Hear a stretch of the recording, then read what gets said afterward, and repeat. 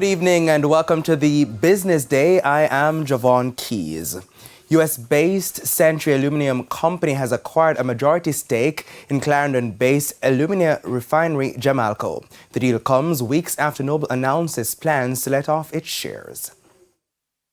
The company has agreed to take over the 55% stake held by Hong Kong-based Noble Group Holdings. The transaction should close by the end of April. The cost of the deal is unknown. In 2014, the Noble Group acquired its share of the company for $140 million. The government-owned Clarendon Alumina Production owns Jamalco's remaining shares. Jamalco has an annual alumina production capacity of approximately 1.4 million tons and a workforce of over 900 employees. Production has been ramping up after the entity was crippled for a year due to a fire at its power plant in 2021.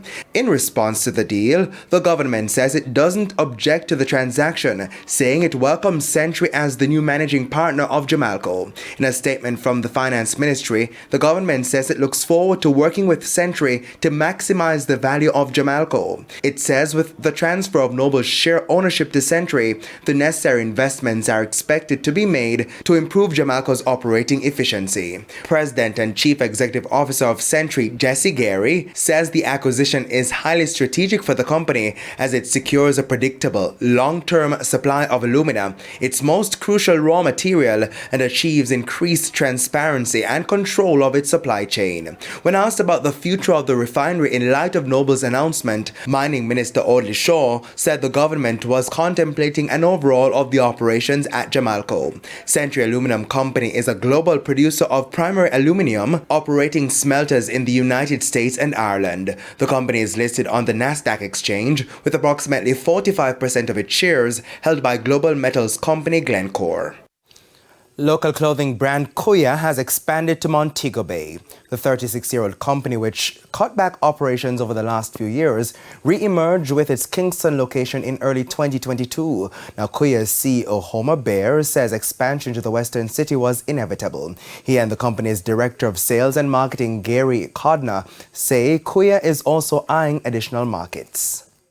We have one more expansion in Jamaica, and then we will go global again, like we have done, and we kept going global. Japan is also a huge market for us because the Japanese, they just love everything Jamaican, and we say out of many one people, so there's so much different people out there. And Europe is calling to it, especially Italy. We're going to go to Europe this summer and we're meeting with a few people from Italy. They're very interested in doing a store there. And even Cayman Island, we're getting all these requests right now. To the foreign currency market now, the US dollar is being sold for an average $154.12. $113.68 is the going rate for the Canadian dollar, $190.11 for the pound, while it's costing an average $172.16 for the euro. Meanwhile, the JSE index decreased by 1,349 points today, while the junior market index declined by 34 points.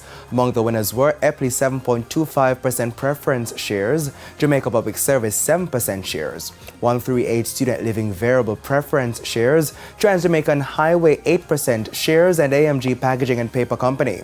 While on the losing side were General Accident Insurance, Margaritaville Turks US dollar shares, Lasco Manufacturing, Pan Jam Investments, and Trans-Jamaican Highway US dollar shares. And that's the Business Day. I'm Javon Keys. Good evening.